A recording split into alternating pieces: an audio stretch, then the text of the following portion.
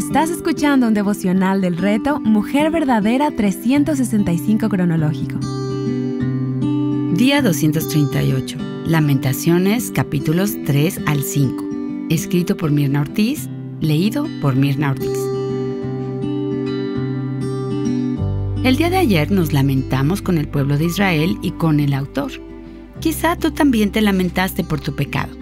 Y aún así también recordamos cómo el profeta trajo a memoria la verdad de las promesas misericordiosas de Dios para con su pueblo. Ahora bien, no solo el pueblo cayó en pecado, también sus líderes. Los efectos del ministerio infiel de estos tenía al pueblo sin alimento espiritual. En vez de nutrirlos con la palabra de Dios, ellos fueron crueles, dejando por un lado la misericordia y ayuda al pueblo por deleitarse en la riqueza que provenía de la idolatría y sus negocios turbios.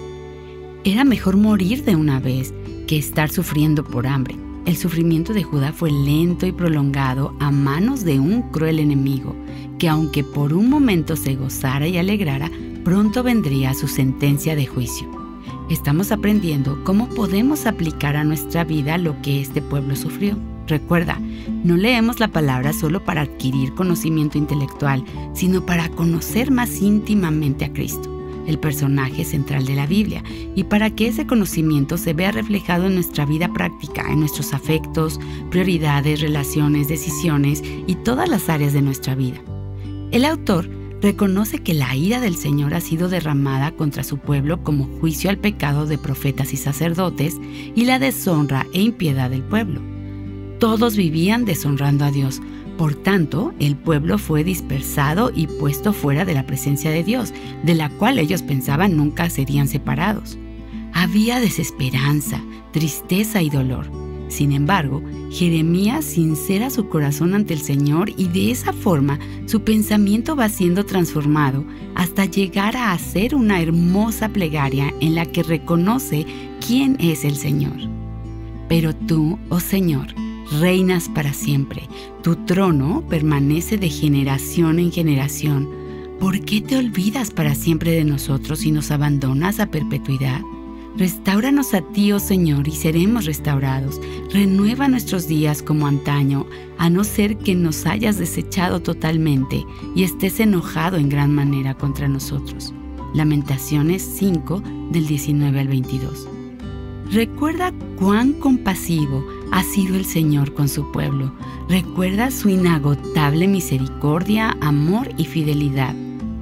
Al clamar a Él, el pensamiento del profeta es renovado y de nuevo sabe que puede confiar en Dios al expresar que Dios es todo para él. Ahora tiene una correcta visión de Dios. Cuánta belleza encontramos en medio de la calamidad. Nos encontramos con Dios mismo. Cuán hermoso es ver que Dios es nuestro Padre y el único lugar seguro en todo tiempo. Podemos ir confiadamente a Él con nuestras dudas, temores, cargas y hasta en tiempos de incredulidad como lo hizo con el autor, y nos hará ver quién es Él. Nos mostrará su compasión en medio de nuestro sufrimiento.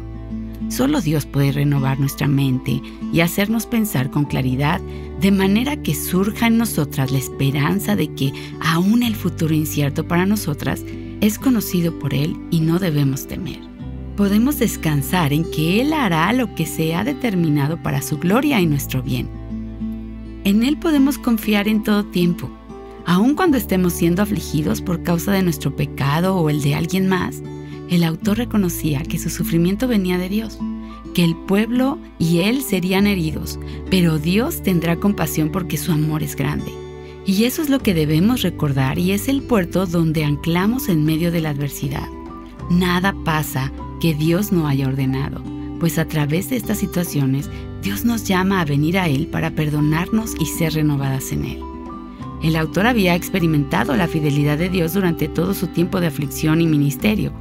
Ahora, al ver el abatimiento y devastación de su pueblo, clama una vez más, confesando el pecado de Judá, reconociendo las consecuencias del mismo, y termina su poema trayendo la esperanza del perdón para ellos, pero también descansando en la venganza que Dios hará contra sus enemigos.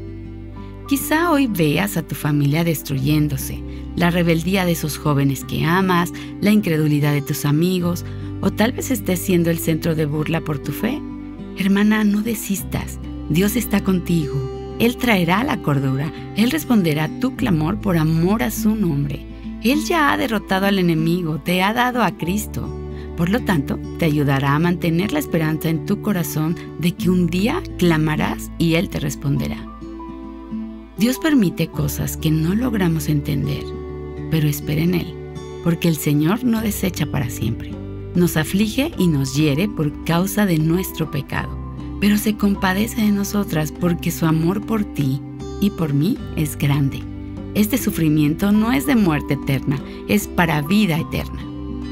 Para meditar, te invito a leer el Salmo 46. Encuentra regocijo para tu alma al recordar quién es Dios. Cristo llevó la culpa de su pueblo. Cuando sientas culpa, ven al Señor con prontitud y haya refugio en Cristo. Valora la herencia que tienes en los cielos que no puedes perder. Qué bendición es que Dios tiene propósito en nuestro sufrimiento.